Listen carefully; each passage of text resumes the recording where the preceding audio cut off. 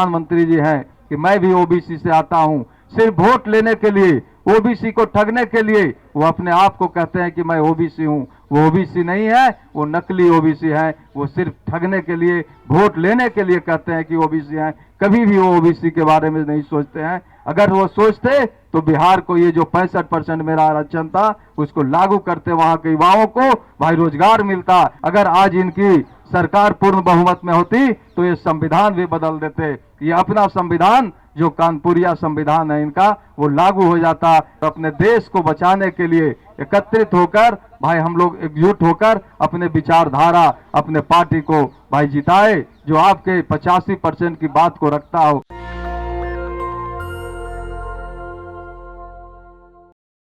बिहार के सभी साथियों से कि आपकी जनसंख्या दिल्ली में मुझे लगता है 50% है। अगर आप चाहेंगे तो बिहार में भी मुख्यमंत्री आपका होगा और दिल्ली में भी मुख्यमंत्री आपका होगा। ये मैं आपसे बिल्कुल विश्वास के साथ कहना चाहता हूं। बशर्ते आपको दो नजर से देखना है, क्योंकि हमारे पूर्व नेता ने भी कहा था किसानों से कि एक नजर, एक आंख से आप खेत को देखते हो तो दूसरी आंख से आप संसद को भी देखिए।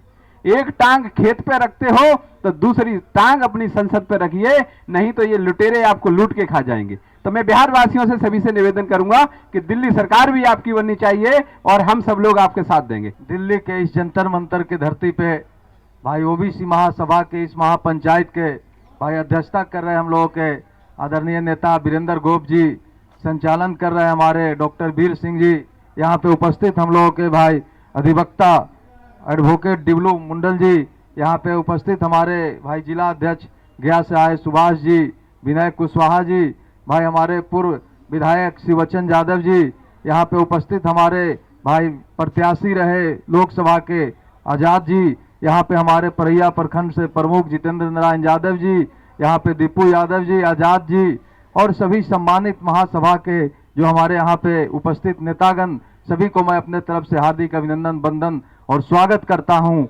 आज जो भाई हमारा ओबीसी महापंचायत के द्वारा यहाँ पे जो मांग किया गया है जातीय आधारित जातीय जनगणना कराने की, इसकी शुरुआत हम लोग बिहार से आदरणीय हम लोगों के नेता भाई राष्ट्रीय जनता दल के जो हमारे राष्ट्रीय अध्यक्ष आदरणीय लालू प्रसाद यादव जी, जो आपके देश के भाई रेल मिनिस्टर भी रहे हैं और बिहार के मुख्यमंत्री रहे, उन्होंने हमेशा कहते थे कि बिहार में भाई जातीय जनगणना कराया जाए और वहां से वो मुहिम चलाते थे। उस समय हम लोग विधायक नहीं थे। जब 20 में हम लोग विधायक बने तो उनके जो विचारधारा था उसको लेकर राष्ट्रीय जनता दल ने बिहार विधानसभा में हम लोगों ने इसकी पूरे सर्वसम्मति से भाई वहां पे जातीय आधारित गणना कराने की बात को हम लोगों ने भाई पारित किया और वहां पे हमारे आदरणीय नेता जो तेजस्वी प्रसाद यादव हैं, जो युवाओं का आइकॉन है, और वहां पे मुख्यमंत्री जी के सहयोग से भाई जातीय आधारित जनगणना कराया गया।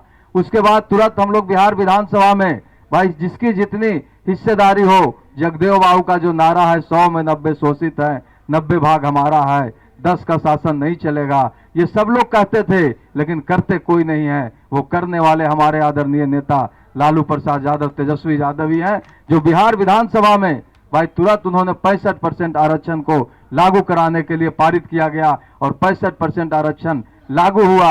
और जब सरकार भाई देख रहे हैं कि वहां पे हम लोगों का जो महागठबंधन की 17 महीना सरकार बनी थी और हम लोगों के साथ जो चाचा थे वो पलटू चाचा जो बदल गए, आप देख रहे हैं पलट गए। उन्होंने जब वहां पे दूसरे भाई एनडीए की सरकार बनाए तो वहां के लोग जब हुआ कि 65% आरक्षण किसने दिया, तो भाई भाजपा के लोग बोले मैं भी दिया। लेकिन उसी लोग जो वहां पे हैं, जो सबसे बड़ा देश में झूठा पार्टी है, सब समझ रहे हैं, लेकिन वो क्या किए कि हमारे 65% आरक्षण को रद्द करने के लिए उसी के लोग जाके कोर्ट जाकर उसके भाई उसको रद्द कराने का काम किए। और वो 9वीं अनुसूची में जो भाई केंद्र में उसको शामिल हो, उसको उन लोगों ने शामिल नहीं कराए। 17 महीना सरकार हम लोगों को भाई जनवरी में गई थी, आज 12 महीना हो गया, लेकिन आज तक 9वीं अनुसूची में उसको शामिल नहीं किया गया। ये दोहरी नीति होती है। यही राजनीति को समझने की जरूरत है कि आज कैसे कैसे लोग हैं और जब वहां पे क्रेडिट लेने की बात होती है तो कहते हैं कि ये तो मैंने किया। आज देख लीजिए पूरा देश में तेजस्वी यादव जी ने रोजगार मॉडल लाने का काम किए, क्योंकि वो 20 का विधानसभा का चुनाव लड़ रहे थे। उन्होंने बोले थे कि सबसे ज्यादा देश में अगर कोई बेरोजगारी ही सबसे बड़ा मुद्दा है और मैं जब सरकार बनाऊंगा तो पहले कैबिनेट में 10 लाख युवाओं को मैं सरकारी नौकरी दूंगा। हमारे चाचा वही कहते थे कि नौकरी कहां से लाएगा, ये जेल से लाएगा, अपने बाप के यहां से लाएगा। लेकिन जब हमारी सरकार 17 महीना, जबकि उप मुख्यमंत्री थे हमारे नेता, हम लोग सहयोगी में थे, उसके बाद भी सबसे पहले भाई शिक्षा विभाग में 3.25 लाख और पूरे राज्य में 5 लाख युवाओं को नौकरी देने का इतिहास इस देश में पहला राज्य कोई होगा तो बिहार से हम लोगों ने किया।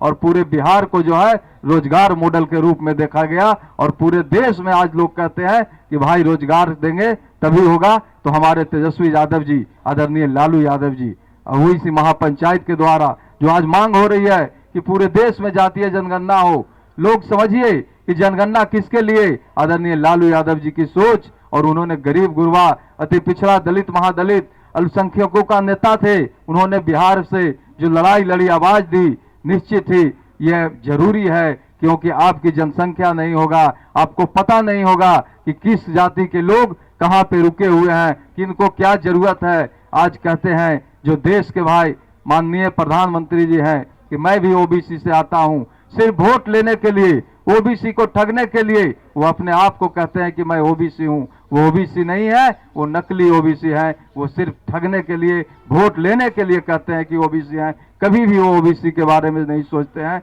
अगर वो सोचते तो बिहार को ये जो 65% मेरा आरक्षण था उसको लागू करते, वहां के युवाओं को भाई रोजगार मिलता। आज वहां पे बहालियां हो रही हैं तो 15% लोगों को नुकसान हो रहा है। आज वहां हम लोगों को भाई आरक्षण छीन लिया गया। तो ये आरक्षण विरोधी है, संविधान विरोधी है। इन्होंने संविधान को बर्बाद भाई बदलने का काम किए, संविधान को नष्ट करने का काम किए। अगर आज इनकी सरकार पूर्ण बहुमत में होती तो ये संविधान भी बदल देते। ये अपना संविधान जो कानपुरिया संविधान है इनका, वो लागू हो जाता। ये समझने की जरूरत है। आज भी हम लोग जो 85% के लोग हैं कहीं ना कहीं आपस में बट के और कहीं ना कहीं उनको फायदा पहुंचाते हैं। आज हम लोगों को एकजुट होने की जरूरत है।